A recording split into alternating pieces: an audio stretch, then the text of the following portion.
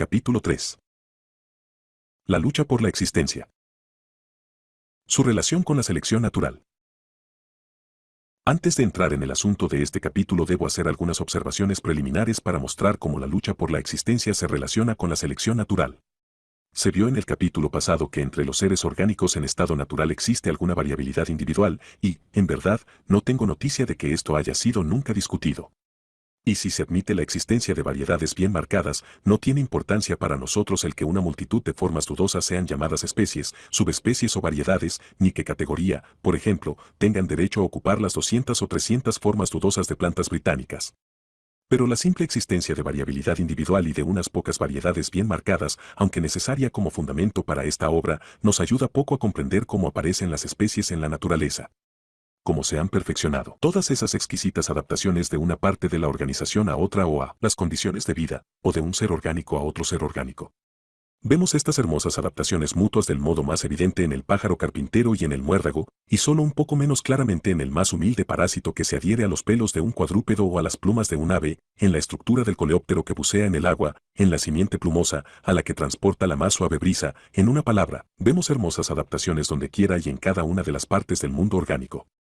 Además puede preguntarse cómo es que las variedades que hemos llamado especies incipientes quedan transformadas finalmente en buenas y distintas especies, que en la mayor parte de los casos difieren claramente entre sí, mucho más que las variedades de la misma especie, cómo se originan estos grupos de especies, que constituyen lo que se llaman géneros distintos y que difieren entre sí más que las especies del mismo género.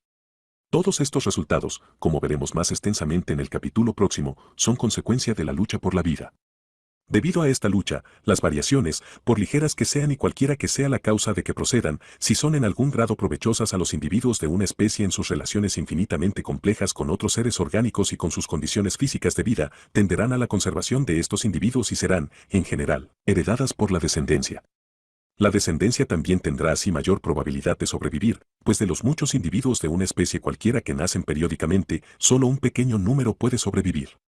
Este principio, por el cual toda ligera variación, si es útil, se conserva, lo he denominado yo con el término de selección natural, a fin de señalar su relación con la facultad de selección del hombre, pero la expresión frecuentemente usada por Mr. Herbert Spencer de la supervivencia de los más adecuados es más exacta y es algunas veces igualmente conveniente.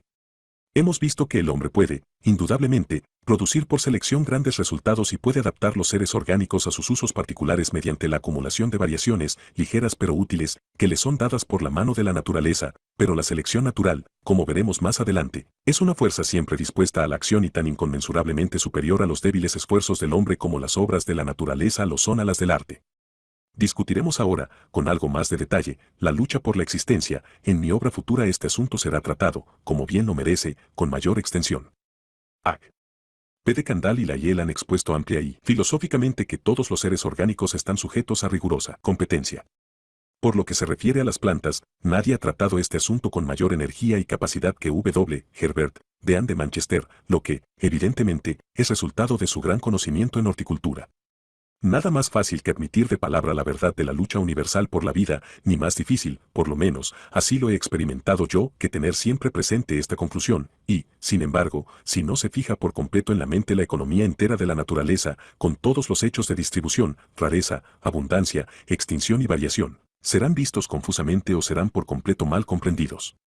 Contemplamos la faz de la naturaleza resplandeciente de alegría, vemos a menudo superabundancia de alimentos, pero no vemos, u olvidamos, que los pájaros que cantan ociosos a nuestro alrededor viven en su mayor parte de insectos o semillas y están así constantemente destruyendo vida. Olvidamos con qué abundancia son destruidos estos cantores, sus huevos y sus polluelos por las aves y mamíferos rapaces. No siempre tenemos presente que, aun cuando el alimento puede ser en este momento muy sobrado, no ocurre esto así en todas las estaciones de cada uno de los años sucesivos. La expresión, lucha por la existencia, se usa en sentido amplio. Debo advertir ante todo que uso esta expresión en un sentido amplio y metafórico, que incluye la dependencia de un ser respecto de otro y, lo que es más importante, incluye no solo la vida del individuo, sino también el éxito al dejar descendencia. De dos cánidos, en tiempo de hambre, puede decirse verdaderamente que luchan entre sí por cuál conseguirá comer o vivir, pero de una planta en el límite de un desierto se dice que lucha por la vida contra la sequedad, aunque más propio sería decir que depende de la humedad. De una planta que produce anualmente 1.000.000 de semillas, de las que, por término medio, solo una llega a completo desarrollo, puede decirse, con más exactitud, que lucha con las plantas de la misma clase o de otras que ya cubrían el suelo.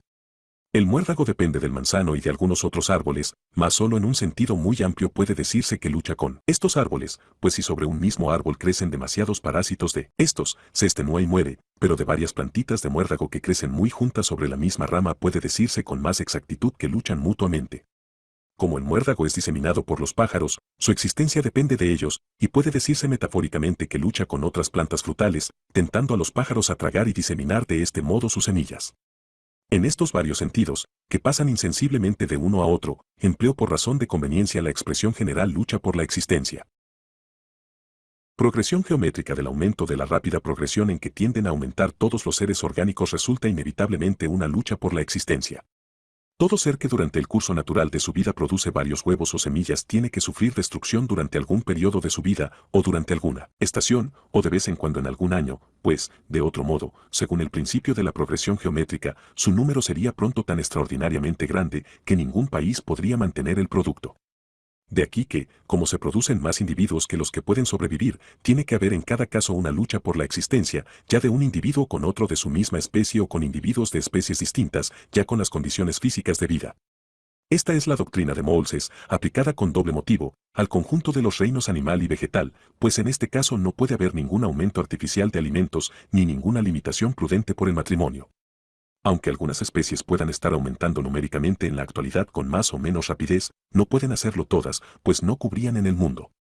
No existe excepción de la regla de que todo ser orgánico aumenta, naturalmente en progresión tan alta y rápida, que, si no es destruido, estaría pronto cubierta la tierra por la descendencia de una sola pareja. Aun el hombre, que es lento en reproducirse, se ha duplicado en 25 años y, según esta progresión, en menos de 1000 años, su descendencia no tendría literalmente sitio para estar en pie. Linneo ha calculado que si una planta anual produce tan solo 2 semillas, y no hay planta tan poco fecunda, y las plantitas salidas de ellas producen en el año siguiente 2, y así sucesivamente, a los 30 años habría 1 millón de plantas.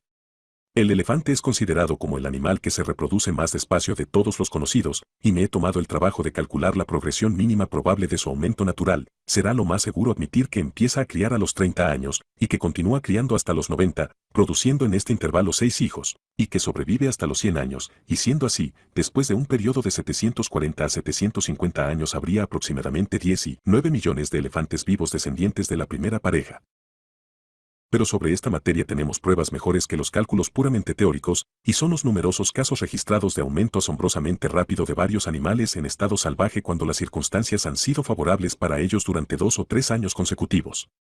Todavía más sorprendente es la prueba de los animales domésticos de muchas clases que se han hecho salvajes en diversas partes del mundo, los datos sobre la rapidez del aumento en América del Sur y últimamente en Australia, de los caballos y ganado vacuno, animales tan lentos en reproducirse, no habrían sido creíbles si no hubiesen estado muy satisfactoriamente autorizados. Lo mismo ocurre con las plantas, podrían citarse casos de plantas introducidas que han llegado a ser comunes en islas enteras en un periodo de menos de 10 años.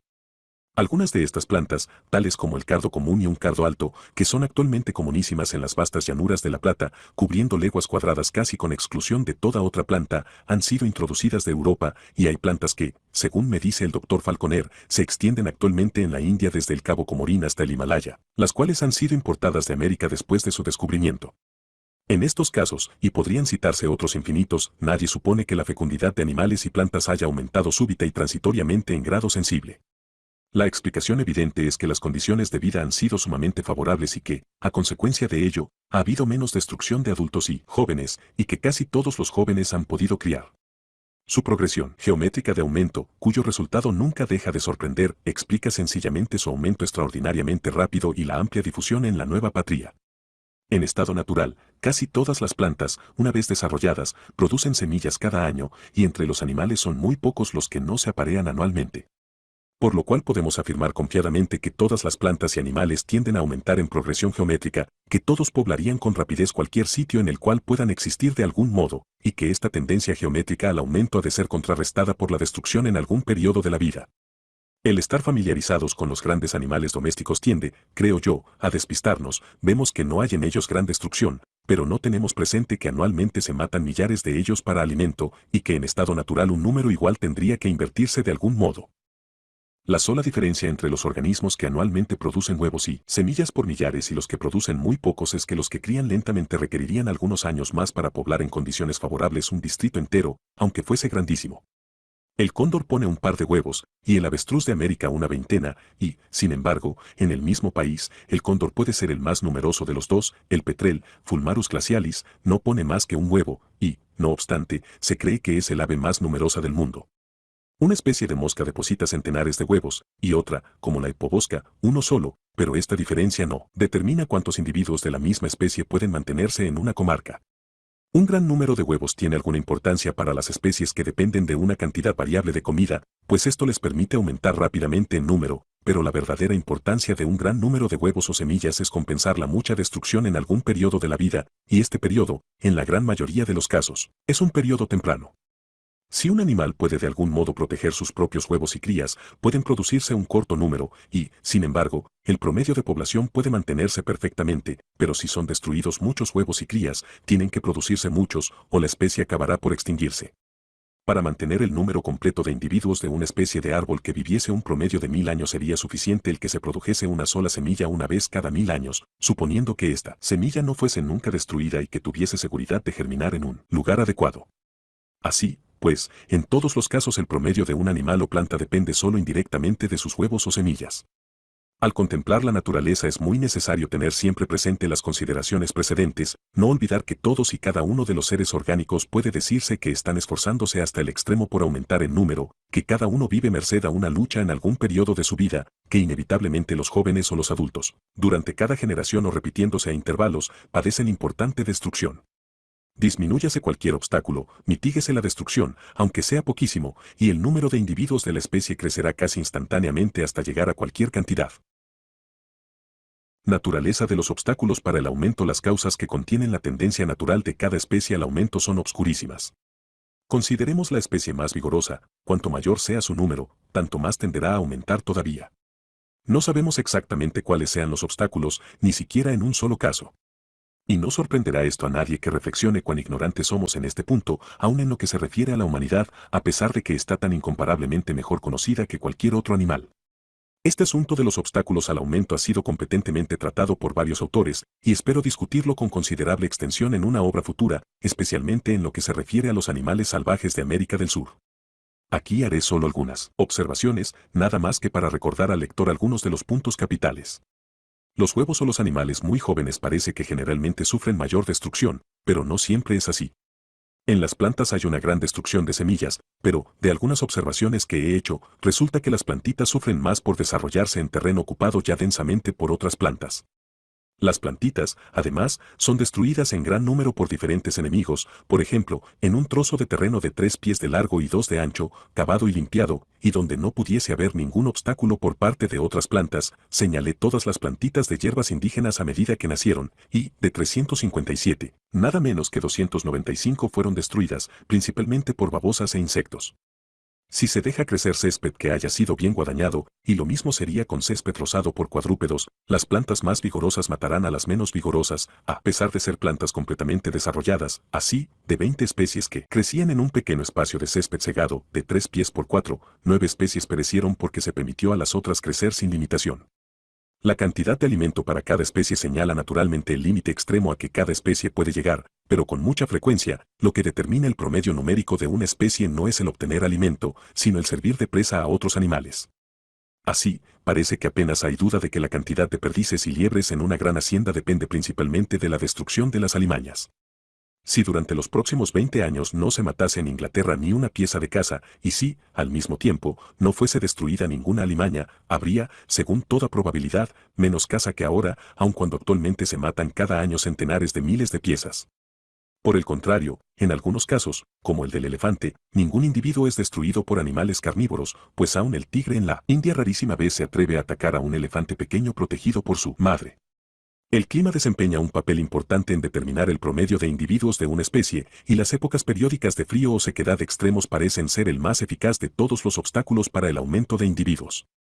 Calculé, principalmente por el número reducidísimo de nidos en la primavera, que el invierno de 1854 a 5 había destruido 4/5 partes de los pájaros en mi propia finca, y esta es una destrucción enorme cuando recordamos que el 10% es una mortalidad sumamente grande en las epidemias del hombre.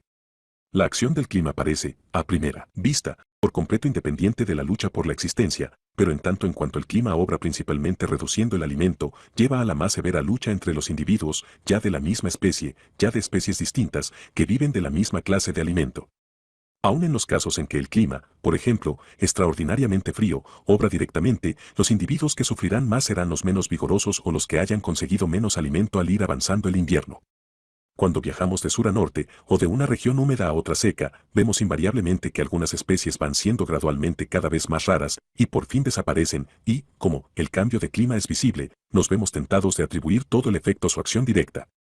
Pero esta es una idea errónea, olvidamos que cada especie, aun donde abunda más, está sufriendo constantemente enorme destrucción en algún periodo de su vida, a causa de enemigos o de competidores por el mismo lugar y alimento, y si estos enemigos o competidores son favorecidos, aun en el menor grado, por un ligero cambio de clima, aumentarán en número y, como cada área está ya completamente provista de habitantes, las otras especies tendrán que disminuir.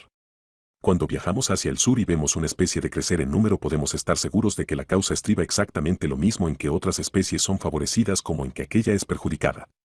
Lo mismo ocurre cuando viajamos hacia el norte, pero en grado algo menor, porque el número de especies de todas clases, y, por consiguiente, de competidores, decrece hacia el norte, de aquí que, yendo hacia el norte o subiendo a una montaña, nos encontramos con mucho mayor frecuencia con formas desmedradas, debidas a la acción directamente perjudicial del clima, que dirigiéndonos hacia el sur o descendiendo de una montaña. Cuando llegamos a las regiones árticas, o las cumbres coronadas de nieve, o a los desiertos absolutos, la lucha por la vida es casi exclusivamente con los elementos. Que el clima obra sobre todo indirectamente, favoreciendo a otras especies, lo vemos claramente en el prodigioso número de plantas que en los jardines pueden soportar perfectamente nuestro clima, pero que nunca llegan a naturalizarse, porque no pueden competir con nuestras plantas indígenas ni resistir la destrucción de que son objeto por parte de nuestros animales indígenas. Cuando una especie, debido a circunstancias favorables, aumenta extraordinariamente en número en una pequeña comarca, sobrevienen frecuentemente epizootias, por lo menos, esto parece ocurrir generalmente con nuestros animales de caza, y tenemos aquí un obstáculo limitante independiente de la lucha por la vida. Pero algunas de las llamadas epizootias parece que son debidas a gusanos parásitos que por alguna causa, quizá, en parte, por la facilidad de difusión entre los animales aglomerados, han sido desproporcionadamente favorecidos, y en este caso se presenta una especie de lucha entre el parásito y su víctima. Por el contrario, en muchos casos, una gran cantidad de individuos de la misma especie, en relación con el número de sus enemigos, es absolutamente necesaria para su conservación. Así podemos fácilmente obtener en los campos gran cantidad de trigo, de simiente de colza, etc., porque las simientes están en gran exceso en comparación con el número de pájaros que se alimentan de ellas, y no pueden los pájaros, a pesar de tener una superabundancia de comida en esta estación del año, aumentar en número proporcionalmente a la cantidad de simientes, porque su número fue limitado durante el invierno, pero cualquiera que tenga experiencia sabe cuán penoso es llegar a obtener simiente de un poco de trigo o de otras plantas semejantes en un jardín. En este caso yo he perdido todos los granos que sembré solos.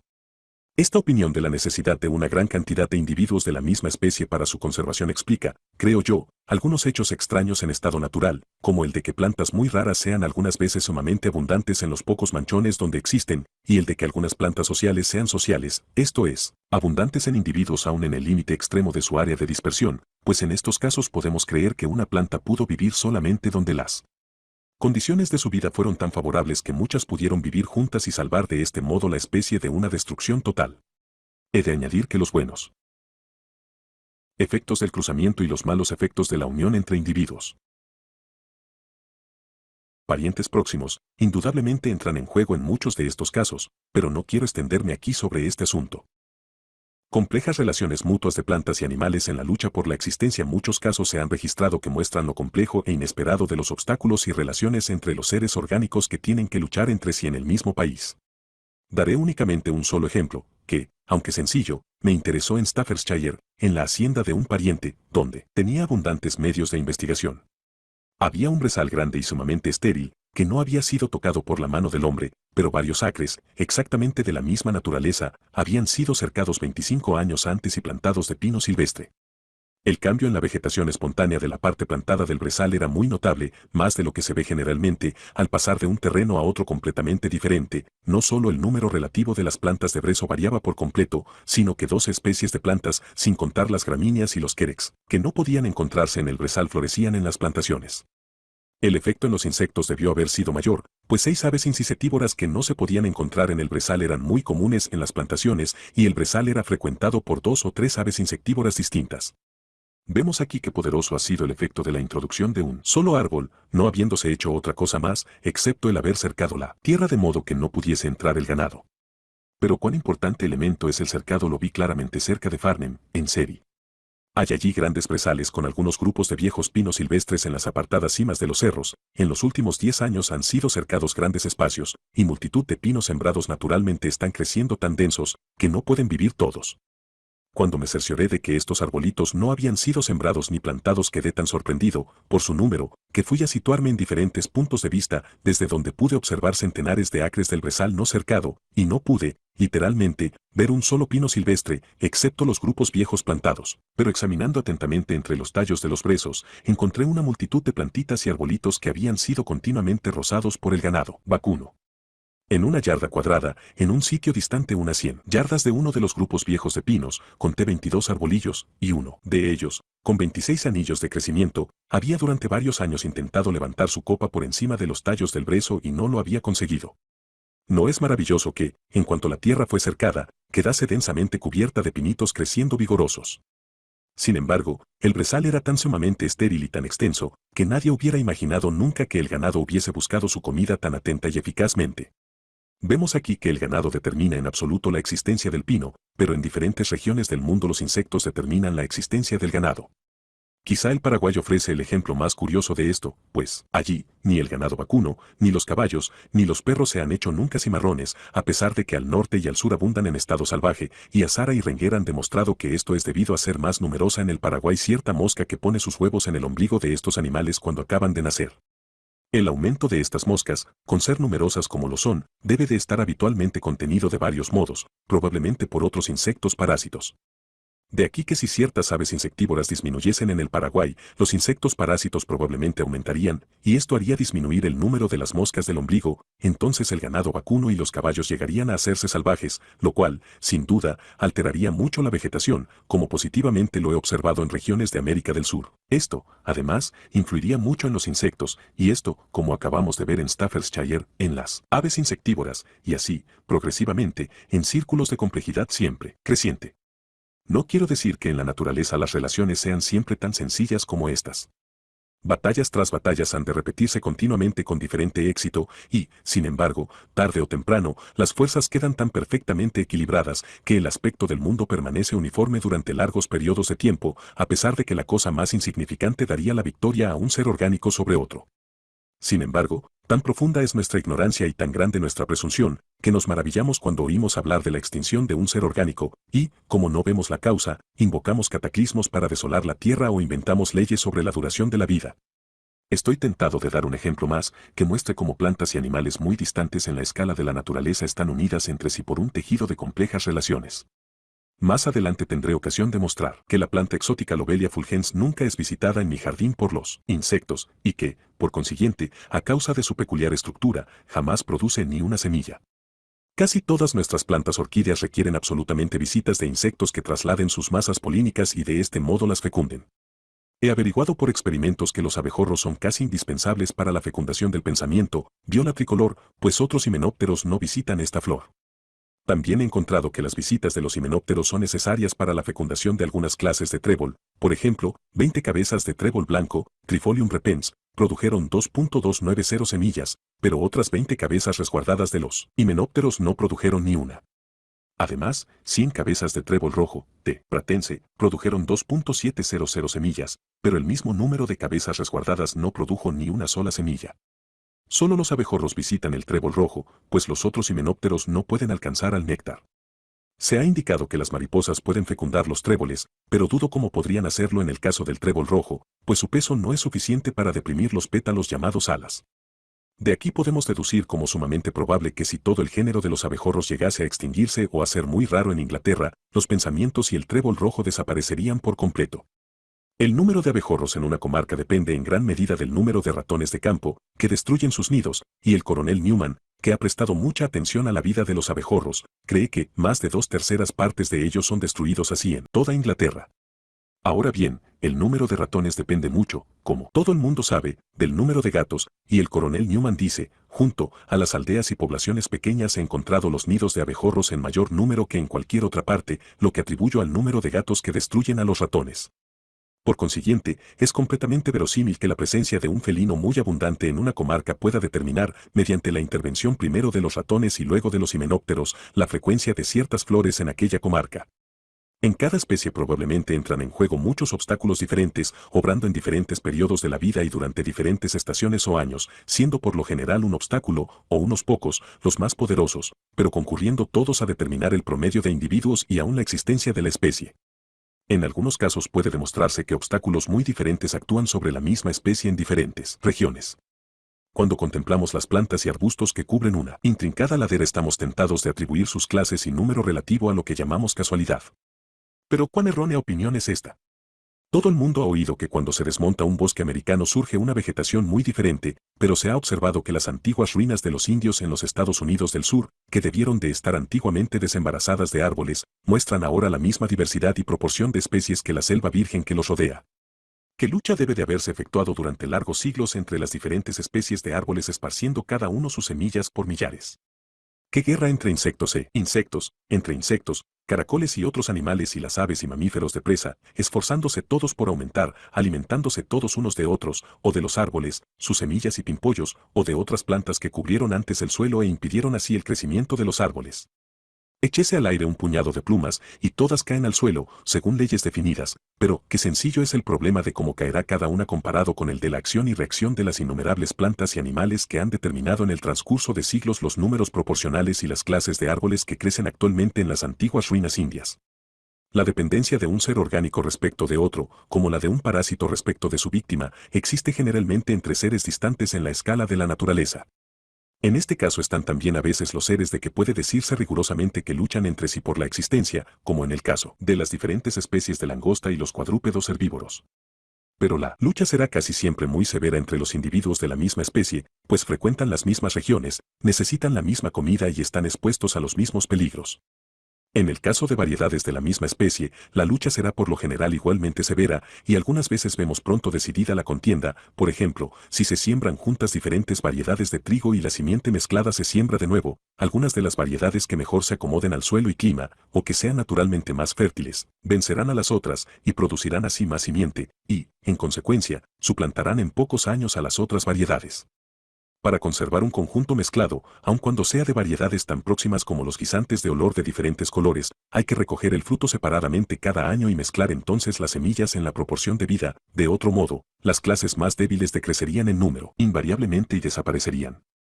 Lo mismo ocurre también con las variedades de ovejas. Se ha afirmado que ciertas variedades de monte harían morir de hambre a otras variedades de monte, de modo que no se les puede tener juntas. El mismo resultado ha ocurrido por tener juntas diferentes variedades de la sanguijuela medicinal. Hasta puede dudarse si las variedades de alguna de las plantas o animales domésticos tienen tan exactamente las mismas fuerza, costumbres y constitución que pudieran conservarse por media docena de generaciones las proporciones primitivas de un conjunto mezclado, estando evitado el cruzamiento, si se les permitiese luchar entre sí, del mismo modo que los seres en estado natural, y si las semillas o crías no fuesen conservadas anualmente en la debida proporción. La lucha por la vida es rigurosísima entre individuos y variedades de la misma especie como las especies de un mismo género tienen por lo común, aunque no, en modo alguno, constantemente, mucha semejanza en costumbres y constitución y siempre en estructura. La lucha, si entran en mutua competencia, será, en general, más rigurosa entre ellas, que entre especies de géneros distintos. Vemos esto en la extensión reciente, por regiones de los Estados Unidos, de una especie de golondrina que ha causado disminución de otra especie. El reciente aumento de la charla en regiones de Escocia ha causado la disminución del zorzal. Con qué frecuencia oímos decir de una especie de rata que ha ocupado el lugar de otra especie en climas los más diferentes. En Rusia, la cucaracha pequeña asiática ha ido empujando ante sí por todas partes a su congénere grande. En Australia, la abeja común importada está exterminando rápidamente la abeja indígena, pequeña y sin aguijón. Se ha conocido una especie de mostaza suplantar a otra especie. Podemos entrever por qué tiene que ser severísima la competencia entre formas afines que ocupan exactamente el mismo lugar en la economía de la naturaleza, pero probablemente en ningún caso podríamos decir con precisión por qué una especie ha vencido a otra en la gran batalla de la vida.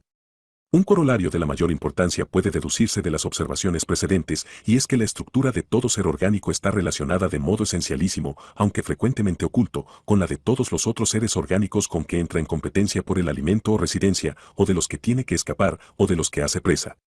Esto es evidente en la estructura de los dientes y garras del tigre y en la de las patas y garfios del parásito que se adhiere al pelo del cuerpo del tigre. Pero en la simiente, con lindo vilano, del diente de león y en las patas aplastadas y orladas de pelos del ditisco, la relación parece al pronto limitada a los elementos aire y agua.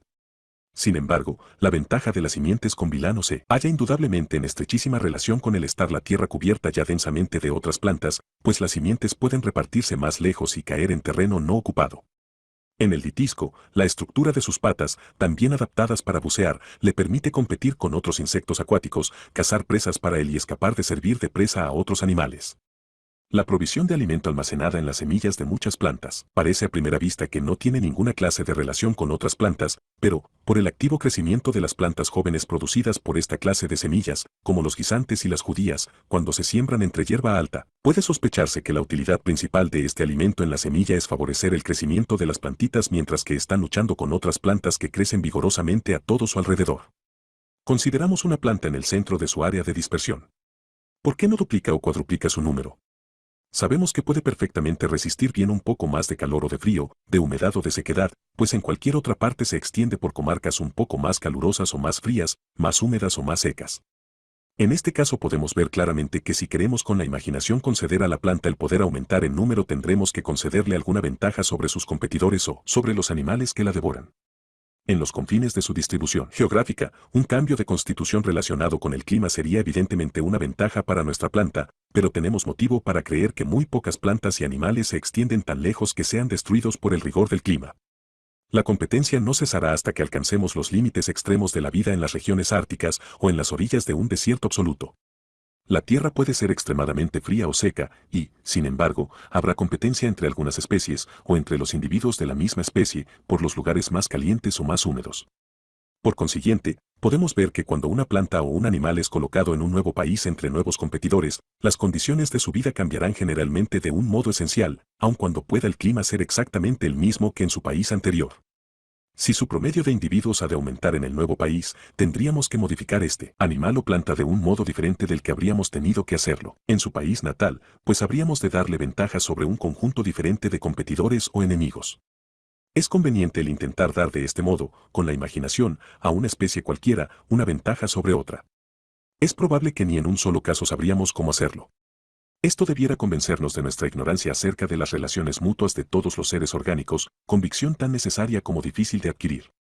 Todo lo que podemos hacer es tener siempre presente que todo ser orgánico está esforzándose por aumentar en razón geométrica, que todo ser orgánico, en algún periodo de su vida, durante alguna estación del año, durante todas las generaciones o con intervalos, tiene que luchar por la vida y sufrir gran destrucción.